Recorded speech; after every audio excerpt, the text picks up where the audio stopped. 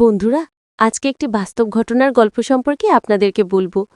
আশা করি গল্পটি আপনাদের কাছে অনেক অনেক মজা লাগবে।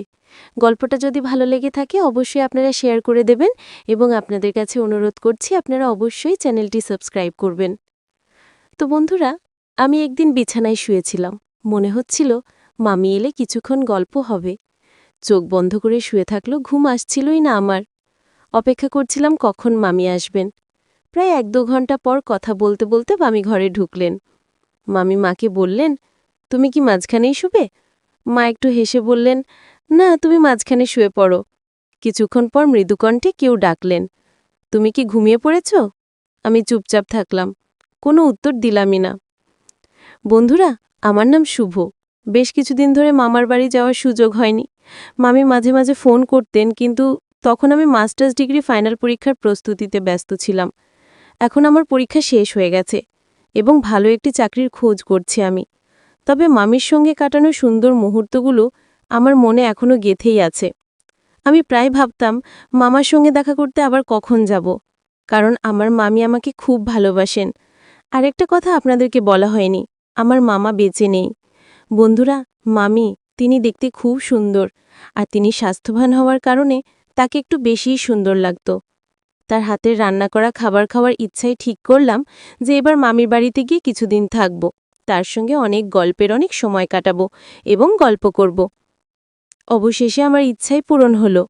মামি একদিন ফোন করে মাকে বলল, তুমি আর শুভ ৭ দিনের জন্য আমাদের এখানে চলে এসো। তোমার জামাই তো ৯ দিনের জন্য শহরের বাইরে যাচ্ছে। অনেক দিন হয়ে গেল তোমাদের সাথে দেখা হয় না। এই সুযোগে আমরা কয়েকদিন মজা করে কাটাতে পারবো। কালকেই চলে এসো, আমি অপেক্ষা করছি। ফোন স্পিকারে রেখেছিলেন যাতে আমি কথাগুলো শুনতে পারি। মায়ের নাম দৃশা আর মামির নাম নৌসিন। সব কথা শুনে মা বললেন, ঠিক আছে নৌসিন, আমরা কালকে আসছি। ফোন রেখে মা বললেন, শুভ, আমরা সকাল ৮টার দিকে বেরোবো, তবে আমরা বাইকেই যাব। আমি তখন হ্যাঁ বলে দিলাম। মা তার ঘরে কাপড় গুছিয়ে নিতে বেড়ে গেলেন। আমিও আমার ঘরে গিয়ে শুয়ে পড়লাম। বিছানায় শুয়ে থেকে ভাবছিলাম, যদি মামি মাকে সব বলে দেন আগের দিনের কথা, তাহলে কি হবে? আর যদি মায়ের সামনে মামি আমার সঙ্গে কিছু করেন তাহলে কিরকম পরিস্থিতি হবে? এসব ভাবতে ভাবতে কখন যে ঘুমিয়ে পড়েছিলাম আমি নিজেই বুঝতে পারলাম না। তিনি আমার সঙ্গে খুব ফ্রি থাকতেন।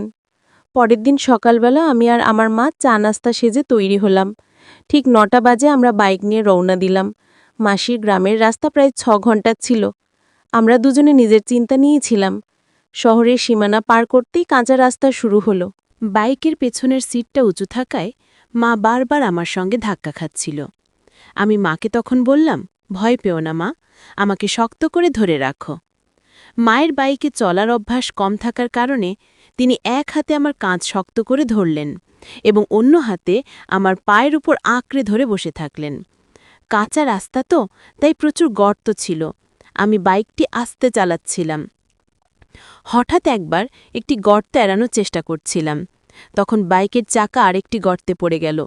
আমরা দুজনে একটু উপরে লাফিয়ে উঠলাম। মা পায়ে হাঁটুতে এবং কোমরে ব্যথা পেলেন এবং তিনি বললেন, এটা কি ভয়ঙ্কর রাস্তা, মানুষ কিভাবে বাইকে এই রাস্তায় যাতায়াত করে? আমি বললাম, মা, বৃষ্টির কারণে রাস্তার এই অবস্থা, একটু এগোলে আমরা ভালো রাস্তা পাব। এভাবে রাস্তাঘাটের মধ্যে আমরা গ্রামের কাছে পৌঁছে গেলাম। দুপুর ১টার দিকে মামির বাড়িতে পৌঁছালাম। বাইকের শব্দ শুনে মামি উঠোনে এসে হাজির হলেন। আমাদের দেখে তার মুখে খুশির ঝিলিক ফুটে উঠল। মামি মাকে জড়িয়ে ধরলেন, মাও তাকে শক্ত করে আলিঙ্গন করলেন। দুজনে একে অপরের খবর নিতে ব্যস্ত হয়ে পড়লেন। অনেক দিন যাবৎ তাদের দেখা হয়নি। এরপর মা বাড়ির ভেতর চলে গেলেন। মামি আমাকে জড়িয়ে ধরে বললেন, কি রে দুষ্টু, এতদিন হয়ে গেল আমার নাম নেই নাকি? আর তুই এত সাজগোজ করে কেমন করে এলি? এইবার তোর মাকে সব বলতেই হবে, তোর বিয়ের কথা বলতে হবে, যাতে তাড়াতাড়ি তোর বিয়ে হয়। আমি একটু দূরে সরে গিয়ে বললাম, এসব কি বলছো মামি? না, কি হয়েছে? বাড়ির ভেতরে চলে গেলেন। আমিও বাইরে থেকে ব্যাগ নিয়ে ভেতরে ঢুকে পড়লাম। মা আর মামি তখন রান্নাঘরে গল্প করছিলেন। আমি রুমে গিয়ে ফ্রেশ হতে চলে গেলাম। ফ্রেশ হয়ে আমি কাপড় বদলানোর পর বড় ঘরে গিয়ে বসলাম। এদিকে মা আর মামি টেবিলে খাবারের প্লেট সাজাচ্ছিল। হঠাৎ মামি আমাকে বলল, এসো খেতে বসো। আমি তাদের সঙ্গে বসে খাবার খেতে শুরু করলাম। খাবার সময় বিভিন্ন বিষয় নিয়ে কথা হচ্ছিল। মজা করতে করতে খাওয়া শেষ হলো। তখন মা বললেন, নৌসিন, কি বলবো তোমাকে, রাস্তা এতটাই খারাপ ছিল যে বাইকের ধাক্কা খেতে খেতে আমার কোমর আর শরীর ব্যথা হয়ে গেছে।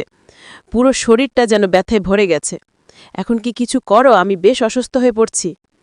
মামি এ কথা শুনে বললেন, কোনো চিন্তা করো না, শুভ খুব ভালোভাবে মালিশ করতে পারে। একবার আমারও শরীর খুব ব্যথা করেছিল, তখন আমাকে মালিশ করেছিল। তারপর পুরো শরীরটা একবার হালকা লাগছিল। এত কথা বলে মাসি মাকে চোখ মেরে বললেন, শুভ, তোমার মায়ের শরীরটা ব্যথা করছে, মালিশ করে দাও, পরে আরাম পাবে।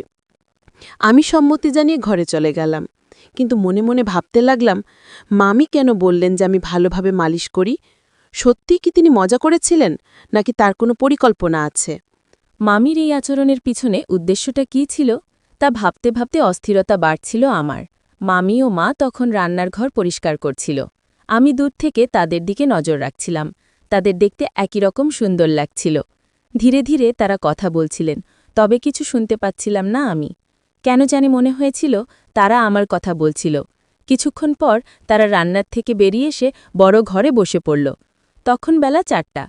মামি বলল, ও আচ্ছা, তুমি একটু কাপড় বদলে নাও, গাউন এনেছ? যদি না আনো তাহলে আমারটা নাও, তারপর 1 গ্লাস পানি খেয়ে শুয়ে পড়ো। শুভ তোমার শরীরটা মালিশ করে দেবে, যাতে তোমার ব্যথা কমে যায়। এতটুকু বলে তারা নিজেদের ঘরে চলে গেল। আমি বসে বসে ভাবছিলাম, জীবনে কখনো এমন ধরনের কাজ করিনি। কিছুক্ষণ পর মামি রান্নার থেকে একটি পাত্রে তেল নিয়ে এলো। বলল, চলো, সময় হয়েছে। আমি কিছু না বলে চুপচাপ তার পিছন শোবার ঘরে গেলাম। সেখানে গিয়ে দেখি মা বিছানার ঘরে শুয়ে আছে। মায়ের পা এবং শরীরে প্রচণ্ড ব্যথা ছিল, কারণ বাইকে আসার সময় তিনি পড়ে গিয়েছিলেন। মাকে দেখে মনোযোগ দিয়ে তাকিয়ে রইলাম। হঠাৎ খেয়াল করলাম আমার পাশে মামি দাঁড়িয়ে আছেন। মামি হেসে বললেন, কি দেখছ শুভ?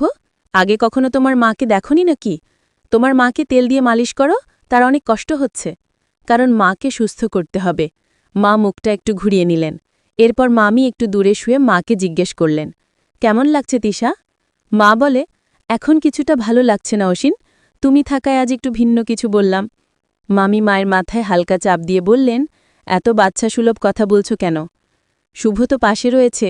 মা একটু লজ্জা পেয়ে হেসে বলল, আর কথা বাড়াইও না, না হলে কিন্তু এই ব্যাপারটা নাটকের মতো হয়ে যাবে। তারপর মা আমাকে বলল, শুভ, বেশ আরাম হচ্ছে, আর বেশি মালিশ করার দরকার নেই। শরীরটা এখন বেশ ভালো লাগছে, মনে হচ্ছে কিছুটা ব্যথা কমে গেছে। তবু আমি আর কিছুক্ষণ মালিশ করে দিলাম। প্রায় 20 মিনিট পর মা শান্ত গলায় বললেন, এবার যথেষ্ট হয়েছে শুভ, অনেক শান্তি লাগছে। আমি উঠে দাঁড়ালাম। তখন মায়ের পাশে দাঁড়িয়েছিলাম। মা হঠাৎ পাশে ফিরে শুয়ে পড়ল। মামি এসে বলল, আরে দৃশা, এখনও তো কিছু অংশ বাকি আছে। মা একটু লজ্জা পেয়ে বলল, থাক না অসীন, শুভর সামনে এটা করতে একটু অস্বস্তি লাগছে। মালিশ শেষ হবার পর মা বেশ ভালো বোধ করতে লাগল। আমরা সবাই বাইরে এসে একটু বিশ্রাম নিলাম। এরপর মামি এসে আমাদেরকে ডেকে বলল, শুভ, অনেকদিন হয়ে গেল, চল ভেতরে যাই। আমি রাজি হয়ে ভেতরে গেলাম। সেখানে সবাই মিলে আমরা খেতে বসলাম। খাওয়ার সময় মামি আমাকে জিজ্ঞেস করল, তাহলে শুভ, মায়ের সঙ্গে আরাম হচ্ছে? আমি একটু হেসে বললাম, প্রথমে একটু অস্বস্তি হচ্ছিল, কিন্তু তোমার কথাই সাহস করে করলাম। মাসি একটু হেসে বলল, দেখেছ, মা এখন অনেকটা ভালো আছে। আমি বললাম, হ্যাঁ, এটা তোমার কারণে সম্ভব হচ্ছে। মাসি একটু হেসে বলল, তাহলে পরের বার আরেকটু ভালোভাবে করো, যাতে তার ব্যথা দূর ছেড়ে যায়, পারবে তো? আমি মৃদু হেসে বললাম, ঠিক আছে, আমিও চাই মা দ্রুত সুস্থ হয়ে উঠুক। মামি তখন শান্তস্বরে বলল, চিন্তা করো না। আমার চোখ হঠাৎ করে আয়নার দিকে গেল। দেখি দরজার কাছে মা দাঁড়িয়ে আছে, তবে মাসি সেটা খেয়াল করেনি। আমি ভান করলাম জানি কিছু দেখিনি। এরপর আমরা ঘরে ফিরলাম। তখন বিকেল 5টা। মামি বলল, শুভ, বাইরে যেতে চাইলে আগে চা খেয়ে যাও। মা হেসে বলল, হ্যাঁ নৌসিন, চা বানাও, একটু গরম চা এখন বেশ ভালো হবে। তবে তোমার কি ঠান্ডা লাগে না? মায়ের গলায় মজার স্বর ছিল।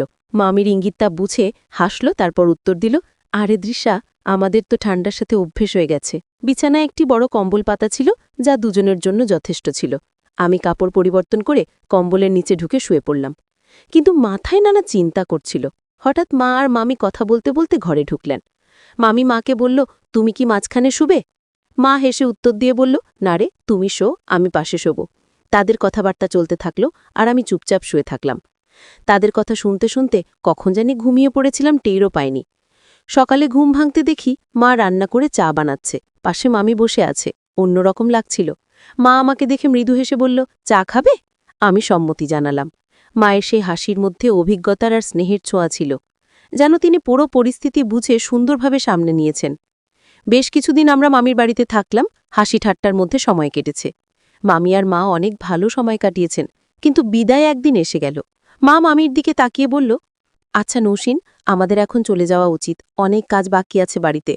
মুচকি হেসে মামি বলল, ঠিক আছে, তোমরা যাও, আমার স্বামী ফিরে আসার সময় হয়ে গেছে। পুরো পরিবেশটা হালকা হয়ে গেল বিদায়ের সময়।